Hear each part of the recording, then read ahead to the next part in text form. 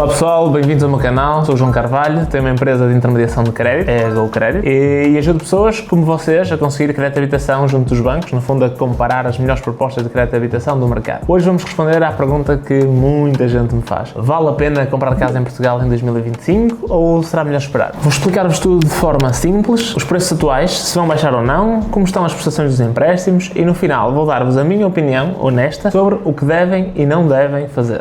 E é importante, eu sou autorizado pelo Banco de Portugal para fazer este trabalho, portanto podem verificá-lo junto do site deles. Vamos lá começar então. A realidade crua é a seguinte: as casas nunca estiveram tão caras em Portugal como estão hoje e, na minha opinião, dificilmente descerão nos próximos tempos. Os números mais recentes mostram que venderam-se 41 mil casas nos primeiros 3 meses de 2025 e o preço médio passou os 232 mil euros. Isto é um valor recorde. Por metro quadrado pagamos, em média, praticamente 2.900 euros em Portugal. Para vocês terem uma ideia, uma casa de 100 metros quadrados, que pode ser um T2 generoso ou um T3 muito pequeno, custa em média 290 mil euros. Há 5 anos atrás custava metade disto. Porquê que isto acontece? É simples. Como em qualquer mercado, há oferta e há procura. E em Portugal, as casas, portanto, a oferta é muito escassa face à procura, porque há muita gente interessada em comprar em Portugal. Portugueses e, como sabem, cada vez mais estrangeiros. Quanto à parte da construção, está cada vez mais caro construir em Portugal. E vocês sabem disso se já fizeram alguma obra recentemente ou se já pediram algum orçamento. E é a lei base da economia. Quando há algo que muita gente quer e pouca gente tem, o preço sobe. Mas, João, os preços vão baixar ou não? A resposta a esta pergunta de ouro é, na minha opinião,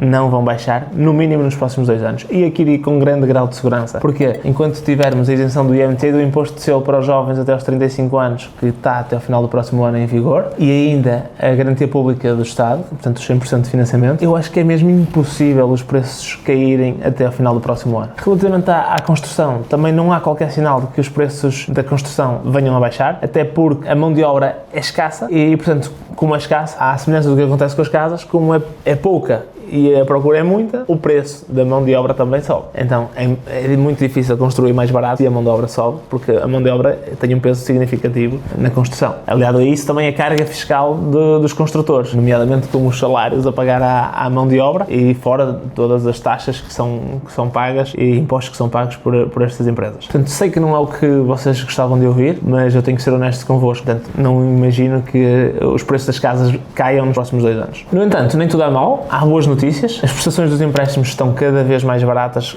quando falamos num horizonte dos últimos 2 anos. O que é que mudou? Portanto, Euribor, que é a taxa de referência interbancária, tem vindo a cair, o que faz com que as taxas de juros dos empréstimos da habitação tenham também caído. E na prática, como é que nós podemos ver isto? Para um empréstimo de 300 mil euros em 30 anos, há um ano podíamos estar a pagar uma prestação de 1.400 euros, hoje, nas mesmas condições, pagaríamos 1.180. Portanto, estamos a falar de uma diferença de 220 euros por mês, que é bastante significativo, pois representa 15% da prestação que era paga. Taxa fixa, taxa mista ou taxa variável? É uma dúvida muito comum no nosso escritório todos os dias. O que eu digo sempre é que cada caso é um caso e não há uma melhor, mas posso dar aqui alguns casos em concreto onde eu optaria por uma destas. Por exemplo, uma taxa variável, eu optaria sempre por uma taxa variável se for um imóvel que eu estou a comprar para fazer uma pequena obra e revender. Eu tenho um horizonte temporal de venda de 1 ano ou menos de 1 ano, porque aí eu vou evitar o custo de amortização antecipado, que é mais alto quando eu estou num período de taxa fixa, quer seja numa taxa fixa de longo prazo ou numa taxa mista, onde o primeiro período é taxa fixa, eu tenho um custo de amortizar o empréstimo mais cedo maior. Então, se é para vender num curto prazo, taxa variável. No entanto, se eu sou uma pessoa que estou a comprar uma casa para ficar e planificar nela no longo prazo, e sou uma pessoa que lida muito mal com o risco e que lida muito mal com oscilações na minha vida financeira, então eu aí vou optar por uma taxa fixa, porque provavelmente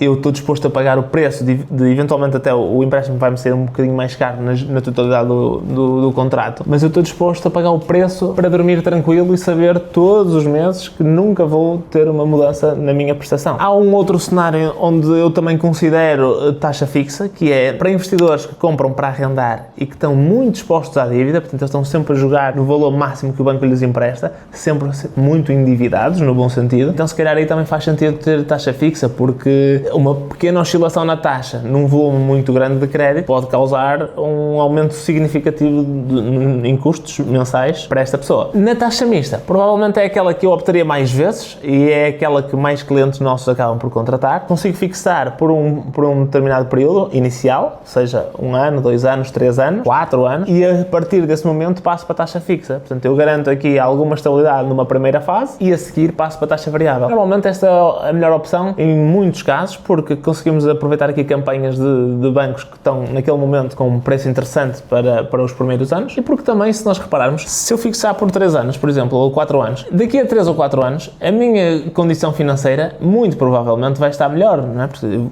devo estar a ganhar mais à partida em 4 anos do que ganho hoje. E, portanto, também estou mais confortável em alguma oscilação que possa ter na taxa e ganho também a liberdade, que é um ponto fundamental, que é daqui a 3 ou 4 anos, quando terminar a minha taxa fixa, eu posso voltar a negociar uma nova campanha que o mercado tem, porque eu passo para a taxa variável e, estando em taxa variável, sabemos que podemos mudar de banco gratuitamente. Portanto, diria que, na generalidade dos casos, a taxa mista acaba por ser aquela que eu sou mais adepto, mas nunca esquecendo que isto muda de pessoa para pessoa e dos objetivos de cada um. Os outros casos concretos falei, então se calhar variável e fixa. Portanto, indo direto à pergunta de se vale ou não a pena comprar casa em 2025, na minha opinião, vale a pena comprar, porque nos próximos anos não há qualquer indicador de que o preço das casas possa vir a baixar. O mercado de arrendamento em Portugal funciona mal, portanto, há muito pouca oferta para a procura que existe, e depois há aqui vários fatores, como, por exemplo, o aumento da imigração trouxe ainda mais procura para o mercado de arrendamento, o alojamento local fez com que muitas casas saíssem do mercado de arrendamento para ir para o mercado do alojamento local, e portanto há uma pressão muito grande sobre o mercado de arrendamento que faz com que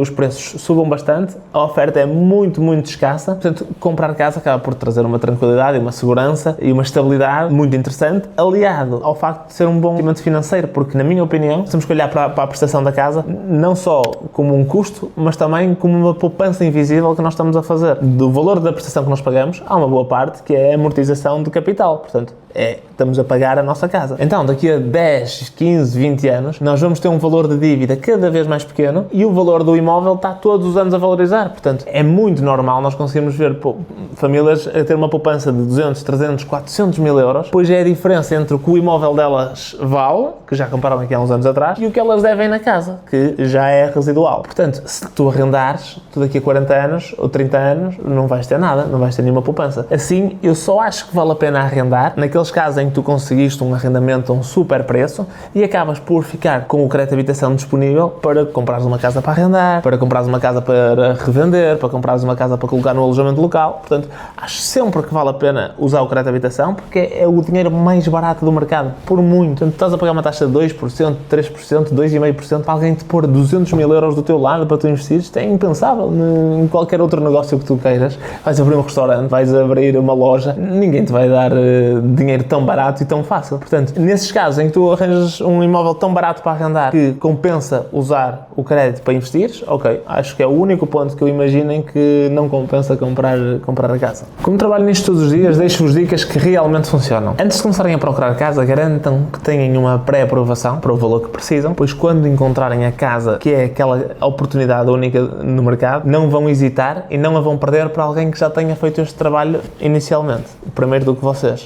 Depois, juntem algum dinheiro extra, não é só os 10% de entrada, no caso de vocês estarem a comprar com 10%, ou não, mesmo que estejam a comprar com 100% de financiamento, é importante que tenham algum dinheiro extra, por exemplo, para reservar o imóvel. Portanto, quando vocês vão assinar um CPCV, vamos pedir algum dinheiro para reservar, ainda que estejam a comprar com 100%, têm que ter algum dinheiro do vosso lado, e depois para impostos, para mobília, para as primeiras despesas que uma casa obriga. Tenham a vossa conta o mais bonita, entre aspas, possível, ou seja, terem alguns capitais próprios na conta, não terem a conta a descoberto, evitarem ter cartões com utilização excessiva, e durante a procura, quando encontrarem a casa que procuram, coloquem uma cláusula condicionada ao financiamento no vosso contrato de promessa de compra e venda. O que é que isto vai prevenir? No caso da avaliação do imóvel não ser de acordo com o que vocês precisam para garantir o financiamento que vocês pretendem, vocês podem não continuar com o negócio sem perderem aquele valor que já deram de sinal. Portanto, importantíssimo, uma cláusula que previna, no caso da avaliação serem insuficiente, o vosso valor de sinal é-vos devolvido. ok? Claro, tentem sempre negociar, pese embora no mercado como o de hoje, quando uma oportunidade for realmente boa, eu diria que não há muita margem para negociarem e então, por vezes, por tentarmos negociar aqueles 2 ou 3 mil euros, perdemos uma oportunidade de comprar uma casa que está 20 ou 30 mil abaixo do preço de mercado. Portanto, tenham atenção a este ponto. Nem sempre é bom negociar. Quanto ao banco, comparem sempre propostas. O vosso gestor não é a pessoa indicada para vos tratar do financiamento. O vosso gestor bancário vai fazer o trabalho dele, que eu entendo completamente, vai defender os interesses da entidade patronal dele. Vai defender interesses do banco, vai-vos tentar vender o máximo de produtos possíveis, não vai olhar para vocês como prioridade de quem ele tem que ajudar. Ele tem que ajudar quem lhe paga o salário, que é o banco, e portanto procurem comprar propostas, procurem um intermediário de crédito que vos compare, que vos faça esse trabalho, é gratuito, portanto não há um motivo para não comparar propostas. Portanto, nos dias que correm, portanto, vocês não têm que se deslocar, fazem isto em casa, no sofá, mandam um e-mail, fazem um telefonema e alguém faz esse trabalho gratuitamente para vocês. Não comparar as propostas, é por simplesmente perder milhares de euros sem razão de ser. Evitem sempre que possível fazer os seguros no banco, portanto, salvo raras exceções, não vai ser vantajoso. Os bancos tentam sempre dizer que vão agravar o spread se os seguros não forem feitos lá. Mais uma vez, contactem um intermediário de crédito, tem muito mais poder de negociação do que vocês sozinhos, porque vocês estão a tratar de um crédito enquanto ele faz dezenas mensalmente, portanto tem um poder de negociação e sabe até onde o banco vai poder ir, por isso evitem comprar este tipo de chantagem que os bancos vos podem fazer a exigir que contratem determinados produtos para vos dar aquela pequena condição. Portanto, olhem para o crédito como um todo e não só para o spread ou só para uma condição em específico. Leiam tudo, sei que é chato, são muitos documentos, mas é importante. São letras pequenas e que vocês não estão habituados a ler diariamente, mas vão definir a vossa vida financeira nos próximos 30 anos. Não ler isto completamente perigoso. Cuidado com pessoas que vos prometem o crédito garantido sem terem toda a vossa documentação. Cuidado com intermediários de crédito que não têm licença no Banco de Portugal, portanto não estão regulamentados pelo Banco de Portugal, portanto podem ser pessoas que vos estão a tentar burlar. Uma grande red flag é quando um intermediário de crédito vos pede algum dinheiro, portanto todo o nosso serviço é pago pelos bancos, portanto nós não recebemos nenhum valor do cliente em nenhum momento do contrato ou do negócio, por isso não aceitem fazer qualquer tipo de pagamento deste género. E alerto também para quando consultam um intermediário de crédito que vos apresenta apenas uma proposta, mesmo que ele diga que é a melhor do mercado, tenham cuidado, porque o papel do intermediário de crédito é comparar propostas e comparar o mercado, e indicar-vos apenas uma proposta, em alguns casos, pode significar que ele está a olhar para os interesses dele e não para os vossos. Procurem sempre estar atentos a este ponto também. Se este vídeo vos ajudou, deixem um like, subscrevam o canal, ajudam-me muito a chegar a mais pessoas e a crescer o meu negócio. Se estão a pensar seriamente em comprar a casa, contactem-nos, nós vamos ajudar gratuitamente. Como já disse acima, o nosso serviço é remunerado pelos bancos e, portanto, é um no-brainer para vocês compararem as propostas e terem pelo menos mais informação antes de tomarem uma das decisões mais importantes da vossa vida. Acompanhamos em todo o processo, desde o momento em que fazem a primeira simulação até terem as chaves na mão, e claro que mesmo após a escritura vos ajudamos naquilo que vocês precisarem. É um processo burocrático, longo e sobre temas que vocês não estão habituados a tratar, portanto eu acho que é fundamental terem do vosso lado alguém que está a zelar pelos vossos interesses e que está a remar na mesma direção. Os meus contactos estão na descrição, eu sou licenciado pelo Banco de Portugal, podem verificar no site deles com o nosso número de registro e digam-nos nos comentários se estão a pensar em comprar casa este ano ou se têm alguma dúvida que nós possamos ajudar a esclarecer. Até ao próximo vídeo e lembrem-se, ou vocês usam o banco ou o banco vos usa a vocês.